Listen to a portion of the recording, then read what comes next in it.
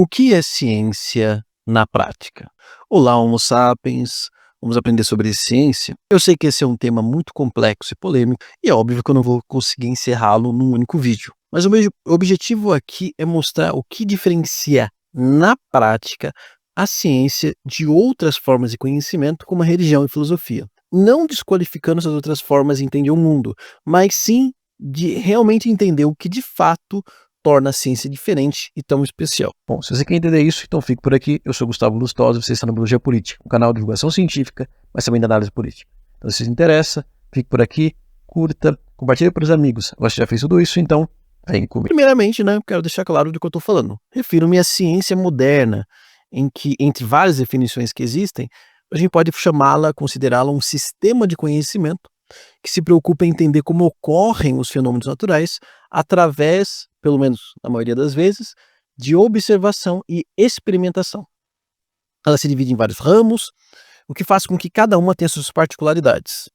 E por isso é muito difícil ter uma definição mais profunda, mais detalhada. Todavia, o Karl Popper foi um dos autores que mais genialmente entenderam o que é a ciência, né? Pelo menos parcialmente. Digo parcialmente porque nem a maioria dos cientistas atuais concordam totalmente com as visões dele, tá? Mas uma coisa que ele acertou, que assim que é utilizado até hoje, é que a ciência, ela na verdade não tenta provar uma teoria, mas falseá-la.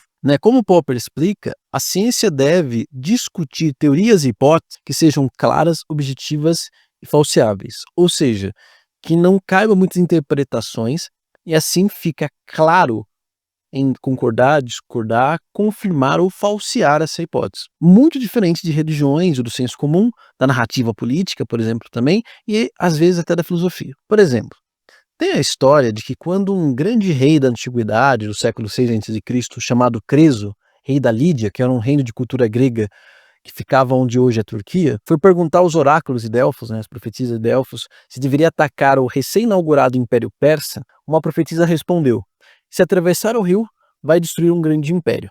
Esse rio era uma referência ao rio que era a fronteira física entre os dois impérios. Creso então entendeu que ele iria vencer e partiu para a guerra. Resultado, ele perdeu tudo, quase morreu, mas o Ciro, o rei da Pérsia, deixou ele vivo. Anos depois, o Creso volta para Lídia e vai ter a satisfação com essa profetisa, dizendo que ela errou. Só que aí ela disse assim que não tinha errado, ele que interpretou errado, né? Porque ela disse que um grande império seria destruído, e esse império era o do Creso, era o Império Lídio. Veja que essa profecia, na verdade, ela é muito ambígua, e é uma técnica utilizada até hoje por falsários. E assim qualquer resultado poderia ser encaixado. Se o Creso vencesse a guerra, ela acertou, o grande império destruído era da Pérsia. Se ele perdesse a guerra, como aconteceu, o grande império era o Império Lídio. Até mesmo se desse empate, mas que gerasse uma crise econômica no futuro, ela poderia dizer também que acertou a profecia. Então, a ciência não pode ser assim. Ela tem que se basear em hipóteses claras, como A, sob tais condições, gera B, sem espaço para distorções, né? Então, isso que permite, entre outras coisas, que ela seja possível de ser falseável, né? Por exemplo, Einstein dizia que o único ponto refutado da sua teoria seria o suficiente para refutar a teoria por completo. Isso é diferente das religiões, que você não tem como falsear, você apenas concorda ou discorda, né? Até mesmo a filosofia, você não refuta uma linha filosófica, você concorda ou não. Por exemplo, Aristóteles não refutou Platão. Ele não concordou com muitos dos seus conceitos e criou a sua própria escola. Outra coisa que é essencial na ciência é o método científico. Na verdade, é os métodos. Porque sim, são vários, tá? E aqui tem autores que até entendem essa questão melhor, como por exemplo Thomas Kuhn, mas eu quero discutir aqui não o que é um método científico, mas na verdade qual é o objetivo dos métodos científicos e das normas. Que na verdade os métodos e normas, eles são criados para realmente permitir que a gente consiga avaliar de maneira séria uma pesquisa, de maneira objetiva e universal, e reduzir os nossos vieses. Isso porque todos nós temos ideologias, interesses, tendências, certos, até por questões biológicas, tende a ter certas formas de ver o mundo.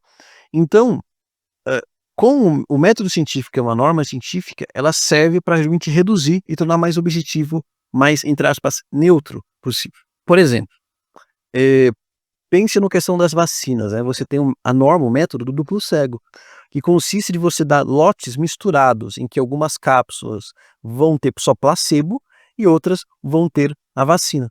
E nem o agente da saúde, nem quem vai aplicar essa cápsula, nem quem vai receber o paciente sabem qual é, qual é a vacina ou qual não é, né. Isso serve, por exemplo, para evitar que o médico cuide muito mais de um paciente por saber que ele está sem vacina, ou um paciente se exponha mais por ter certeza que é vacinado, tá. Então, essa é uma forma de reduzir os efeitos, né, as tendências. Por exemplo, é muito normal, a coisa mais normal do mundo é você, um cientista, fazer um experimento, tendo certeza que vai dar o resultado A, e no final descobrir que deu outro resultado, né. Inclusive há pesquisas que você precisa, no artigo ali, no projeto de pesquisa, colocar, os resultados esperados, e mesmo assim o resultado pode ser totalmente diferente e você vai ter que explicar por que ele é diferente. É a coisa mais normal do mundo. Inclusive, essa questão do método, ele é tão importante que até quando uma pesquisa ela é mal feita, ela é uma pesquisa fraca, com problemas, é o método que permite eu poder fazer essa avaliação. Por exemplo, teve um caso recente que eu tenho muito o que falar, eu até fiz um texto falando sobre isso, que é aquele experimento que supostamente encontrou evidências de pessoas que se dizem médiums, né, que fala com mortos ou coisa parecida, essas pessoas teriam uma variação genética, uma alteração genética diferente do que as pessoas, entre aspas, normais, né.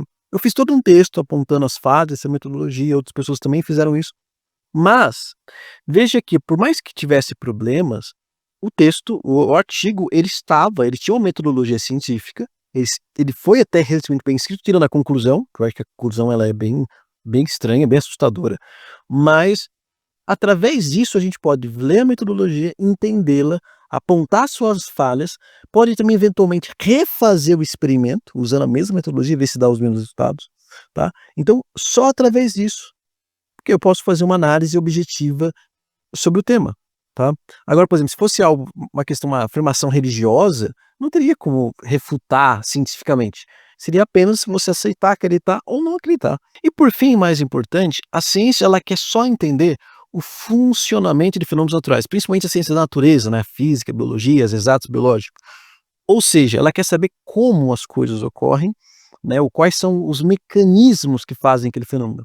Ela não quer saber, ela não quer discutir se há um sentido para a vida, o que é certo e errado, se Deus existe ou coisa parecida, né.